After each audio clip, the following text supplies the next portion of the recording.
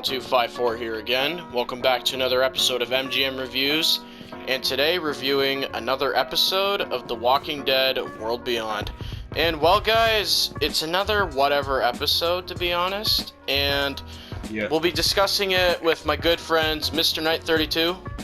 Hello. And my other good friend PJ Productions. How are you? Hello. And our other good friend, the former voice of Warper.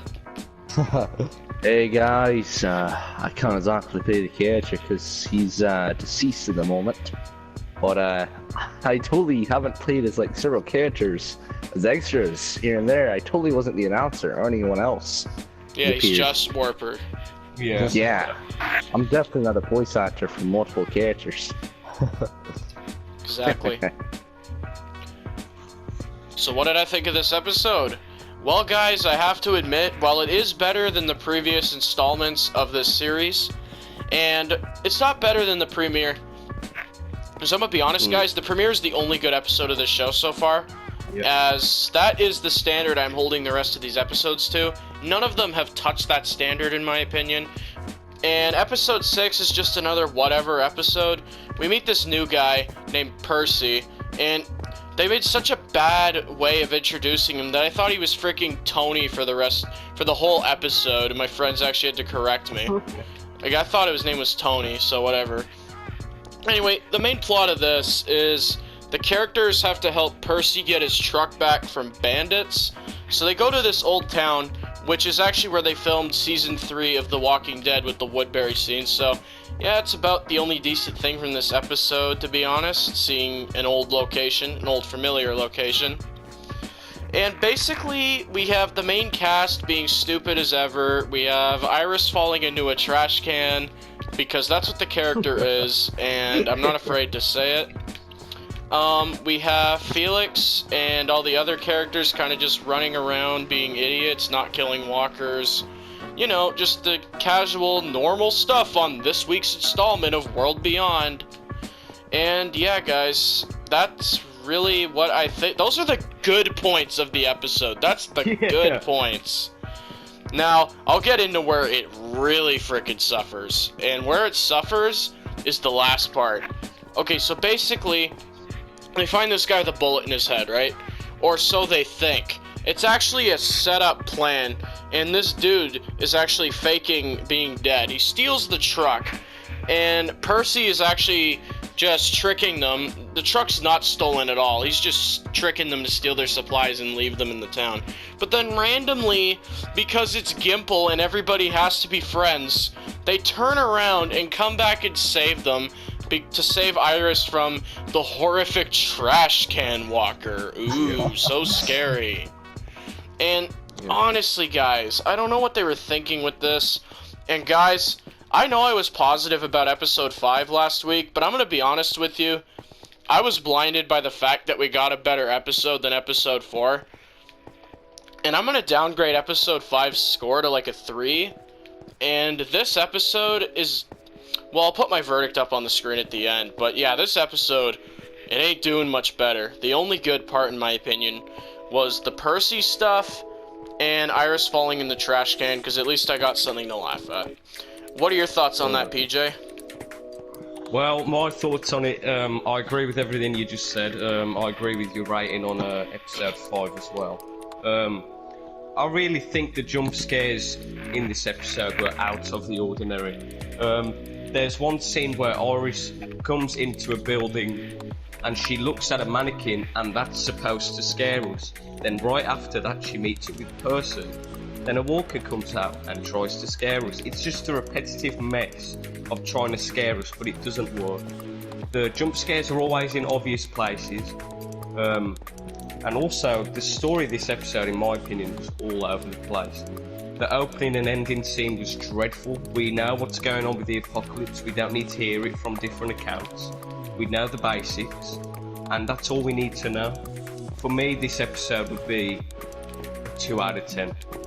I really did enjoy this episode. I think that, yeah, we got some new characters. We got 2 new characters. But for me, they didn't really do it.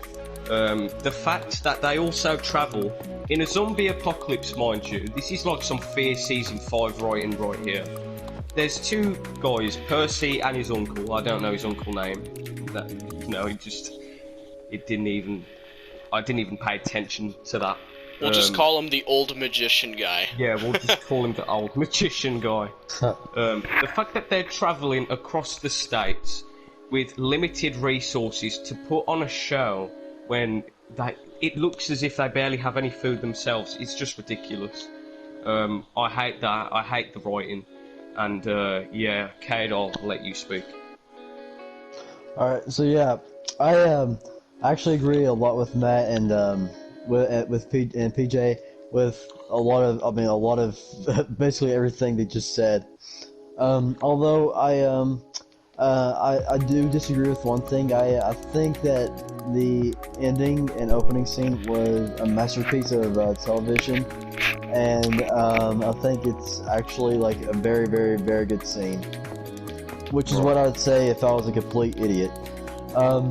So yeah, I didn't like any of this episode, guys. I mean, the fact we did get some exciting moments in the middle, but that's all freaking ruined by this whole entire healthy love crap. It's like, oh, we gotta save people, you know, and then like freaking everybody simps for Iris for some freaking reason. I mean, we get more. We also get like a bunch of scenes with freaking Ewok Iris just going around, just looking at rooms, trying to find a walker or whatever.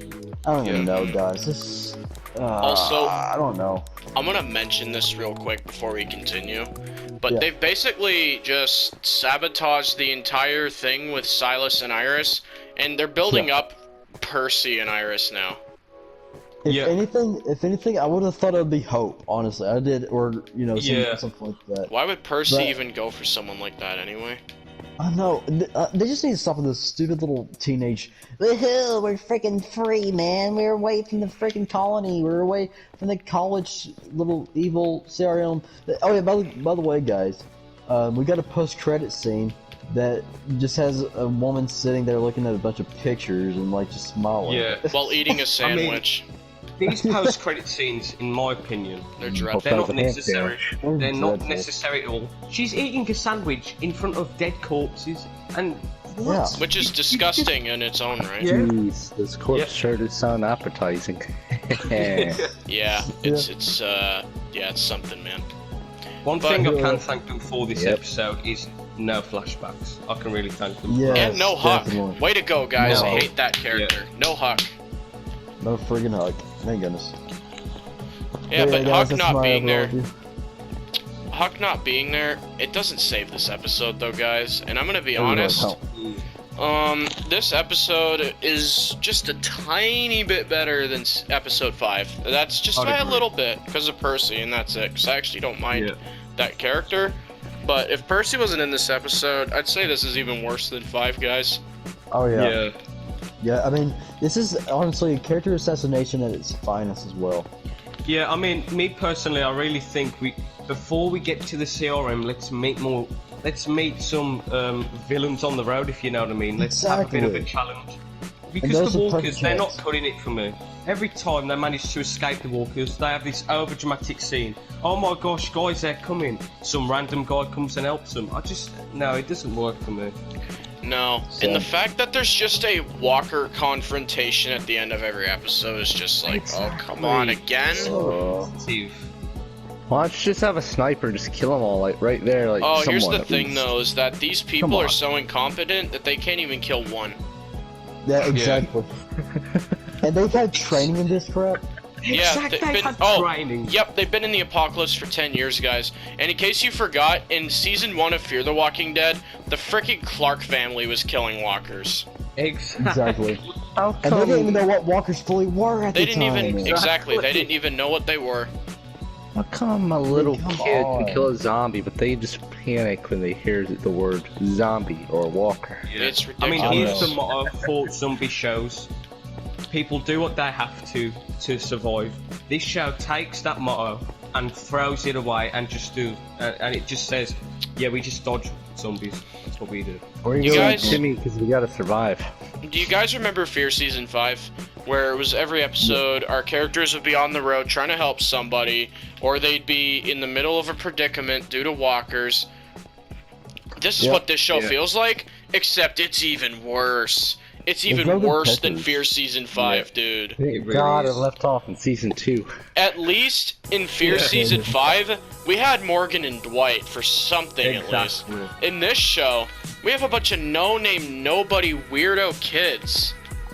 Yeah. Yes. And kids. But in my opinion, Season 2, if this season does nothing with the CRM, I'll be angry as hell. But I think Season 2 has a real chance to see some weird experiments. Yeah, weird experiments, you know, they're testing... like you see a zombie that doesn't look rotted, but it's been there for a long time. Well guys, I think I'm going to cut the review here in a sec, but one last thing before I go is if I wasn't reviewing this show for you guys, I wouldn't be watching this currently anymore. Yeah. And I recommend that you guys don't either. I recommend watching a recap, honestly. Don't waste your time on this shit. I'm telling you guys. Just watch Fear the Walking Dead. If you need something right now to get your Walking Dead fix, go watch Season 6 of Fear. Yeah. That season's been a masterpiece. It's been great. Which, if you guys didn't know, cough cough, Fear Season 6 is confirmed to have Ghost Riders, so cough cough. Yeah, it has Ghost Riders, but you know what? May I recommend something? What's as long as it's good. To Matt's viewers here, if you want to know something that's good and you haven't read the Walking Dead comics, I highly advise you do, because they're awesome. You see the artwork in it and the writing, it's really good in the comics. Yeah. I'm actually rereading it to get. I mean, Fear's good and everything, but I want a little bit more of a Walking Dead fix. You know what I'm saying? And lads, I also want to tell you, besides there being the comics, some of the characters from the comics, like Lily, who was in the Governor's group in the comic book, actually has a few little novels to talk about her before and after the Governor. Yeah, Lily. Yep, Lily. I haven't read those yet, because I haven't finished the comic books in a while, and I'm rereading them. But I highly recommend those too. They're good. They're not teen soap operas. Exactly. And guys, with that all being said and done, I'm actually going to end the review here. Thank you all for coming and watching. I'm going to put my verdict up on the screen real quick. Thank you all for watching, and I'll see you in the next one.